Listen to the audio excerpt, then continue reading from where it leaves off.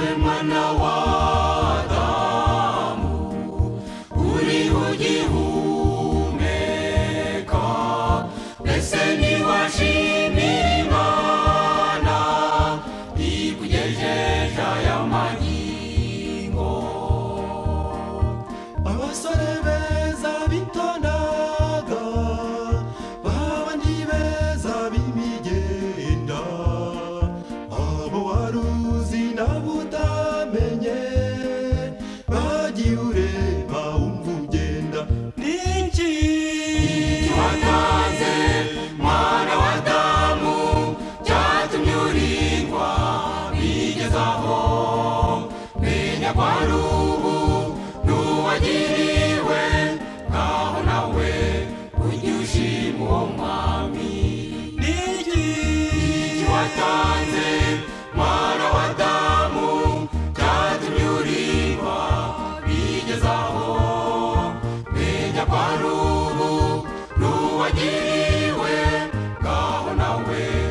ujye ushima uwo mwami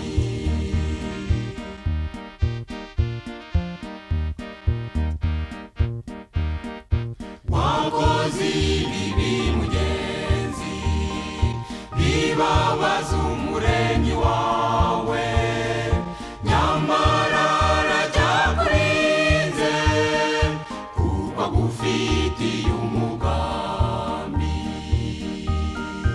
abakobwa beza bitondaga bamwe barinze ubwari bwabo abo waruzi nabo utamenye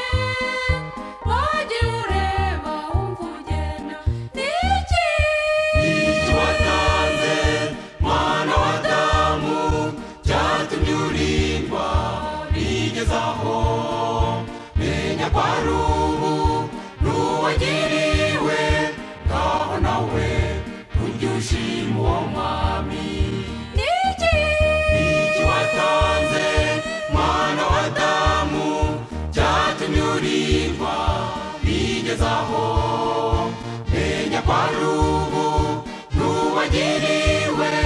ngaho nawe ujye ushima uwo mwami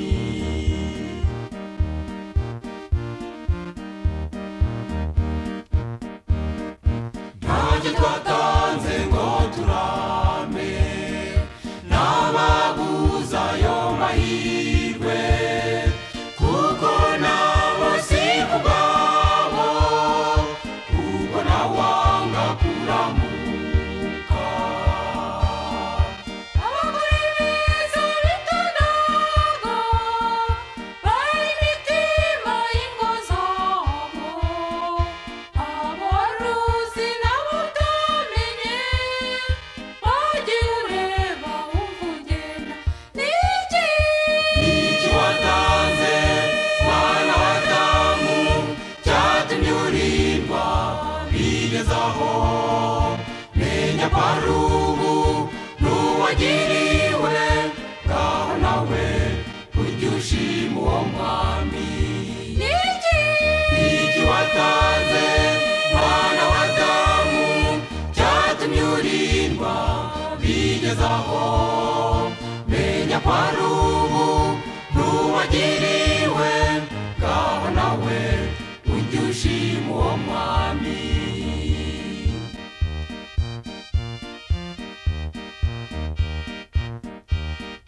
abo mu rungano rwawe bamwe ntabwo bakiriho nyamara benshi muri bo bakurusha ubutungane abagabo beza bitondaga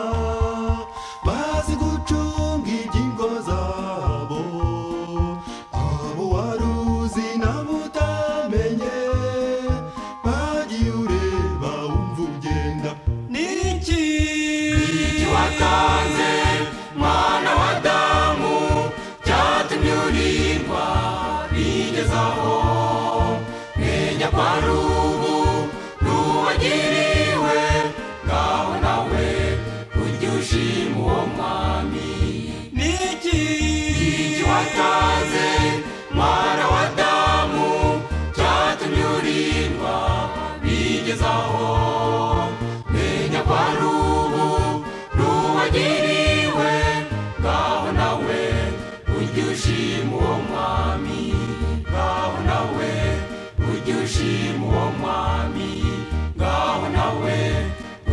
ibyishimo